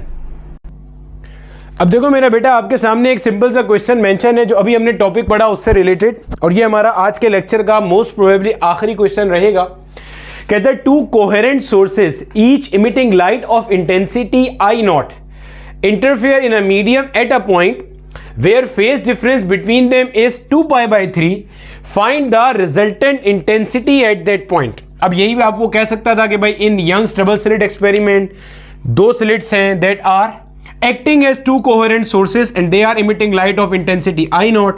They interfere on the screen at a point where phase difference between them is 2π/3. Find the resultant intensity at that point. समझ आ गई बात की? अब रिजल्टेंट इंटेंसिटी आपको मालूम करनी है जनाबे वाला। देखो भैया, आपको पता है नेट इंटेंसिटी निकालने का फॉर्मूला क्या है, I1 + I2 + 2 √ I1 I2 cos of delta phi. Delta phi क्या है, फेज डिफरेंस, जो यहां पे कितना गिवन है 2π/3। अगर इस 2π/3 को मैं रेडियन से डिग्री में ले जाऊं तो कैसे करूंगा भाई, 180/π से मल्टीप्लाई करूंगा, पाई से पाई मर गया, 3 1 जा 3 6 जा 18, 0 आया एज इट इज। 60 को 2 से मल्टीप्लाई करो, क्या आंसर आता है 120 डिग्री। लाके वैल्यू पुट कर दो। I1 की जगह आया I0, I2 की जगह भी आया I0, क्योंकि इसने कहा दो कोहेरेंट सोर्सेज हैं और दोनों जो लाइट वेव इमिट कर रही है उनकी इंटेंसिटी कैसी है, एक बराबर है, +2 ये हो गया I0 × I0 cos of 120 degree. सही है? I0 में I0 जोड़ दिया तो हो गया 2I0, I0 जा I0 स्क्वायर से रूट मर जाएगा तो 2I0 cos 120 डिग्री होता है मेरे भाई माइनस का हाफ। बेसिक मैथ 0102 इसी चैनल पे अपलोड है, चेक कर लेना, विदाउट यूजिंग कैलकुलेटर सारा काम करना सिखाया है। 2 से 2 मर गया, माइनस प्लस जा माइनस हो जाएगा तो 2I0 माइनस का I0, I0 1 जा I0 हो गया। क्या आंसर आता है, I0 आ रहा है आंसर। कॉन्सेप्ट का फील आ गया? सही है। अब आपने क्या करना है, आपने एक काम करना है, आपको अगर बोला जाए फेज डिफरेंस था π/3 तो आप निकालिएगा, आपको अगर बोला जाए फेज डिफरेंस था π/4 तो आप निकालिएगा, और इन दोनों केसेस के अंदर नेट या रिजल्टेंट इंटेंसिटी निकालने के बाद आपने क्या करना है, आंसर को कमेंट कर देना। यहां पर हमारा finally Young's double slit experiment खत्म होता है। उम्मीद है आपने बहुत सारी ऐसी चीजें सीखी होंगी जो आपको आज से पहले नहीं पता थी। अगला टॉपिक, अगला लेक्चर हमारा थिन फिल्म इंटरफेरेंस को लेके होगा, जिसकी बेस पे हम अपना न्यूटन रिंग का जो कॉन्सेप्ट है वो इवॉल्व करेंगे। अगले लेक्चर तक के लिए पढ़ते पढ़ाते रहो। All the very best.